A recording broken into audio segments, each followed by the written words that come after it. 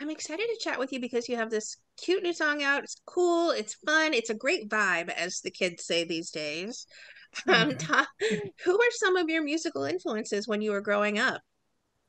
Well, at my age, it started with the Beatles when I was playing, in grade school, hearing them come out with their music, and then it just went from the Beatles to the Stones to Zeppelin, and then in the '80s, I guess it went to Supertramp, Electric Light Orchestra.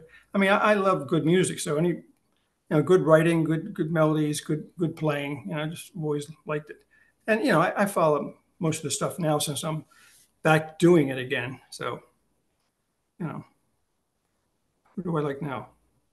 Well, now I like Coldplay, Foo Fighters for the current bands, and I like country music. I mean, just I think I have a pretty wide range of interest and I was going to influences, say, I guess.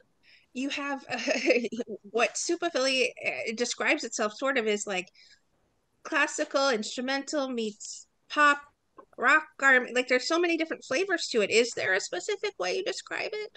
Not anymore because we started out as basically a rock band, rock and pop. We did commercial stuff. When we got signed to a record label in like 1969, 70, when we were in college, and we all quit, and then we went on the road for about 8 years. So we were doing mostly pop and rock, and but then after we didn't get another record deal, we played all these uh, bars, clubs, and festivals, and colleges, and all that stuff. So we played a variety of stuff. But now that we're trying to record our music again, I mean, we have a bunch of um, rock tunes that we wrote in the late '70s, early '80s that we never recorded. So we've been revising them and recording them now. So we have some rock tunes coming out, and then the funny thing is, we wrote a country tune about a year ago. Well, it's more of a pop tune. It's a pop country ballad, and so we just finished recording it a couple weeks ago. We're going to mix it on Friday. So I think we're kind of screwing ourselves a little bit because we can't call ourselves a rock band, and all the curators on Spotify who liked our rock song that we had out last year, I don't think they're going to buy into our pop ballad, with a nice female voice. So I don't know. It's risky, but we're just putting out what we like. So Sure, doesn't make it. make yourselves happy as artists. That's what I always say. Yeah, yeah, and we are. It's really we're really having a lot of fun putting this stuff together. So see what happens. Well, you guys have Percolate out now. Talk about how you came up with the concept for it. Yeah, it was interesting. We were, in the middle of writing different stuff one day, and I had heard, I heard different melodies off the. I used the Splice company for a while, hearing all the different samples on there, and I knowing that I didn't want to use a sample, but I heard something that was kind of like, you know, poppy, nice little dance tune, and I mentioned it to my keyboard player, Rich, who's my co-writer. And I said, "Do you think you can do anything with this? This is the kind of feel. I want to do a feel." And it kind of co ventured with the idea that I wanted to write a song about. Well, we were all like just totally stressed out, and like the rest of the country, over all the politics and all the violence and all this stuff. So I just wanted to do something that kind of like on a neutral tone spoke about we're all the same people, blah blah blah blah blah. So he took the little feel that I gave him, and then he turned it into he really did a great job. I couldn't believe how good he did. And he called me like a couple of days later, and he said, "Well, listen to this." He had a little line in it. It was like a little. It was I call it the percolating line, and like a little thing. And it just reminded me. And because of our age, there was an old coffee company called Maxwell House Coffee years ago. I don't know if they're still around. And they had a theme song where it was like da da da da da. I said, "Oh, it sounds like it's like percolating, like that old Maxwell House theme song." So that's why we called it Percolate. And then I just wrote the lyrics based on that. That's kind of what it was. Do you have a typical songwriting process, a thing that you tend to hear maybe a beat in your head and then you craft lyrics around it, kind of like you did with Percolate? Or is there maybe not a traditional or typical way you write songs? No, we have well, I read a bunch of lyrics, so I'll give them to Rich, and then he usually has a lot of music he has stored up. But I use like a little keyboard on my iPhone, and if I'll mess around with melodies or something just every once in a while. But he primarily has the music, and then occasionally I'll come up with something and see, ask him if he can work something out. So it all depends. And he has a bunch of stuff that he just sends to me, and then I'll try to find lyrics to fit them. So it varies. You know. You talked a little bit about the production side of the music you make as well. Do you tend to have personally much of a hand in the crafting of the production side of the music you make, or do you, as you trust your other fellow bandmates to lend a hand as well? Oh yeah. Well, we usually, all of our band guys will go in, and we have access to different studios in Philadelphia. And when I was a lawyer, entertainment lawyer, a while back, I represented a bunch of producers and record people and artists and stuff. So we have a really great network of friends that we get if we need, like, for this song coming out next month, country ballad or a pop ballad. Um, we wanted to get a female to help sing us, and we didn't realize that our producer's son's girlfriend was the girl that we used. And because I couldn't find the right voice, I tried out a couple females, and the one girl that has been in our band when we played live recently, she wasn't available. So he said, "Well, listen to her," and I listened to her on YouTube. I mean, she totally blew my mind because she's 17 and her voice is like nothing I've heard in years. It's like unbelievable how great her voice is. I'd love to send you like a little preview copy of it sometime. You want to hear it, because I'm telling you, when she was done in about 20 minutes of singing our song, she said, "Is that okay, Mr. McDonald?" And I said, "I think I'm going to cry." That's how good she sang it. Her voice is unbelievable. But I'll let the public judge whether I'm right or not. But I'm really excited about it. I don't know if it's going to go anywhere because it's a pop ballad, but Hey, you talked about making music that you love personally, yeah, and if you're proud of it, and I'm sure she's proud of it, so, and of course your son's proud of it. yeah, So yeah, I'm yeah, sure if it hits the right people, that's all that matters. yeah, yeah. I mean, it's going to come out, and I can't wait for people to hear it because it really is. It's really a good song. Really pretty good. We couldn't believe that we wrote it.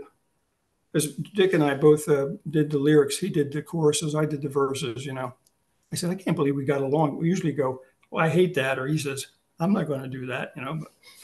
But it went smooth as silk, really. So happy about that. You talked about a single that you have coming here shortly. Is this a signifier for you guys to have an EP or maybe a full album coming in the works as well? Yeah, that's what we're trying to accomplish.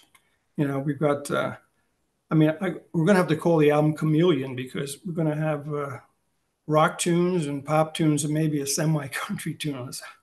That's all we got. So Right. Kaleidoscope, maybe yeah, too. kaleidoscope. Yeah, we're going to slap all of it on one because and really the end goal is, and we want to try to get 10 songs. We actually during COVID, I think I wrote about 30 lyrics, and Rich did too. So we got 30 or 40 more songs to do. But these next 8 are pretty good because we revised a lot of our rock tunes, and I think they're really found a couple really good guitar players to help us out. And on the next tune, oh no, on Percolate. Percolate, we have Randy Bolden, who's the legendary guitar player. He played with Whitney Houston and all the R&B acts, and then pop and rock acts he's played with. He's just a great guitar player. Although he's not doing solos, but he did a lot of the rhythm in Percolate. So we're lucky to have access to everybody. Everybody can fill in if we need, an extra voice or an extra instrument. Do you have any But all of idea us of still maybe play. when you'll be releasing the compilation, or are you guys still sort of feeling it out for the time being and you're focused on this new song for now? Yeah, well, we have the on Spotify. We have we have like three versions of the rock tune because when we did the first version, it's a UFO song that we jumped on when we heard all that UFO stuff a couple years ago. You know, but we wrote it years ago. So when we finished it, I really didn't like it didn't wasn't impactful enough. You know, because talking about UFO, you know, a little more dramatic. So I called up my producer buddy Jim Salamone in Philly, and I said, Jim, I need some like the Tabernacle Choir, you know, the Harlem Tabernacle Choir, something like that. He says, well, hey, Frank, there's 350 people. I said, yeah, I know, but I said, I just need a couple singers. He says, I got them, you know. And he got me the backup singers from Patti LaBelle. These ladies were so great.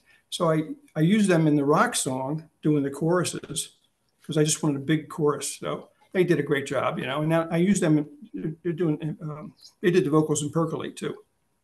So every chance I get, you know, I want to use them. But so that came out pretty good. So I have three. I have the original that we wrote and did live in 1978 on Spotify, kind of with a couple mistakes in there. So I have three of those, and then I just have Percolate, and now we're going to have this pop tune. So I'm going to put a couple more rock tunes next. So I want to get to 10, you know. So and that only adds up to what? What's this, you know? 5, 6, 7. So, you know, we'll get it done somehow. But I guess an EP I can get by with, right? Yeah, that's only like 4 or 5 songs around Yeah, there yeah. if you wanted to. Yeah, yeah, yeah. Well, maybe we All right, will. I'll see what I can influence. Put me in the next band meeting. We'll see what I can do. Yeah, thanks. I'll zoom We need in. somebody to straighten this out. You guys need a new manager? What's going on here? I'm just kidding. Oh, yeah, we have no management, just, you know, freewheeling, you know. Nobody will hire us because we're so old, you know. We No, we played you're about a year. vintage, like fine wine. You guys get better with age. That's what we think, you know. And we can still sing and play, which is, you know, a rarity these days. So, but we tried it. We were going to do a casino circuit because none of us wanted to play for like $300 divided by five in these clubs because nobody Free paid more. meal that they throw you guys. Yeah, you know, That's well, come all. on. Open mic nights. Yeah, you know, we're just it's too much equipment to load in for that. So, but then we figured the casino circuit pays a little better. So we played a casino about a year and a half ago, and we were done. And we were really happy because we rehearsed for 3 weeks, got everything done. I mean, it really sounded pretty good, you know. So the sound guy comes up and says, "You're the best band we've ever had in here." I said, "Thanks." You know, I said, kind of knew because I heard the other ones, you know, but thanks. And so the next day I called the entertainment director. I said, "Hey, can you maybe fit us in like on a rotation, maybe every month or every 2 months?" I said, because we're trying to get these other casinos in Philly and they're kind of waiting to see how we do with you, you know. He says, well, I'll give you a good notice. But he says, tell you the truth, he says, you know, he says, you guys didn't draw as many people as the younger bands did. I went, you got to be kidding me. I said, really? He goes, yeah. He says, I'm under pressure to get revenue in that space. So, you know, I don't think I'll be able to give you any more bookings. I said, great, you know. So then the other guy said, well, are you playing anymore? I said, no, we're not. So, so then we just jumped in. We started writing the tunes. Let's just, you know, redo our tunes and, you know, start putting stuff out.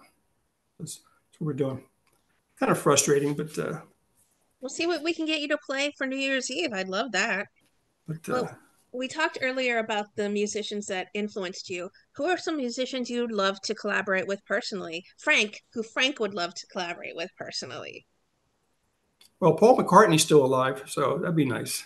It's my number one. But I always liked the One Republic, Ryan Tedder, that band. I always liked that band. I like the way, you know, he writes his songs and those guys. And his partner who was on that TV show called Songland, Shane McAnally, is a country writer.